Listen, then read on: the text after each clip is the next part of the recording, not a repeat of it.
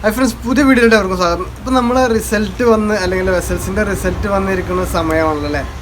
ഇപ്പോൾ full A+ കിട്ടിയ ആളുകൾ, ഇപ്പോൾ സോഷ്യൽ മീഡിയയിലൊക്കെ ഫുൾ A+ കിട്ടിയ ആളുകളുടെ റിസൾട്ട് സ്റ്റോറി ആയിട്ടും സ്റ്റാറ്റസ് ആയിട്ടും അങ്ങനെയൊക്കെ ഒഴുകി നടക്കുന്ന സമയമാണ്. അവരെയൊക്കെ നമ്മൾ അനുമോദിക്കണം, അവരെ അപ്രിഷ്യേറ്റ് ചെയ്യണം. കാരണം അവരുടെ ഒരു റിസൾട്ട് തന്നെയാണ്, അവരുടെ പ്രയത്നത്തിൻ്റെ റിസൾട്ടാണ് വന്നിട്ടുള്ളത്. അപ്പോൾ നമ്മൾ തീർച്ചയായും അവരെ അഭിനന്ദിക്കണം.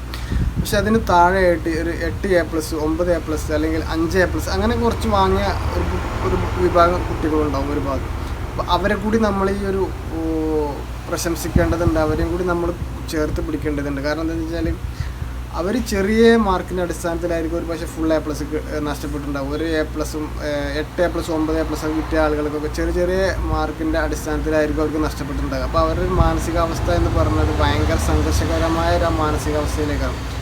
അപ്പോൾ ഈ സമയത്ത് നമ്മളൊരിക്കലും അവരെ കുറ്റപ്പെടുത്താതെ അവരെ കൂടി നമ്മൾ ചേർത്ത് പിടിക്കേണ്ടതുണ്ട് എന്നാണ് ഈ ഒരു കാര്യത്തിൽ നമുക്ക് നിങ്ങളുമ്പോൾ പറയാനുള്ളത്. പിന്നെ ഇപ്പോൾ വന്നത് ഒരിക്കലും ജീവിത വിജയത്തിൻ്റെ ഉള്ളൊരു റിസൾട്ടൊന്നും അല്ല വന്നിട്ടുള്ളത്.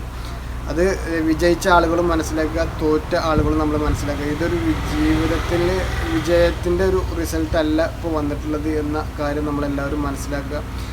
അപ്പോൾ എല്ലാവർക്കും, വിജയിച്ച എല്ലാവർക്കും ഓൾ ദി ബെസ്റ്റ്, എല്ലാവിധ ആശംസകളും നേരുന്നു. ഇനി അത് തോറ്റ ആളുകളുണ്ടെങ്കിൽ അവർക്ക് തെറ്റ് തിരുത്തി മുന്നോട്ട് പോകാനുള്ള എല്ലാവിധ ആശംസകളും അവർക്കും നേരിടും കേട്ടോ. ഓക്കെ.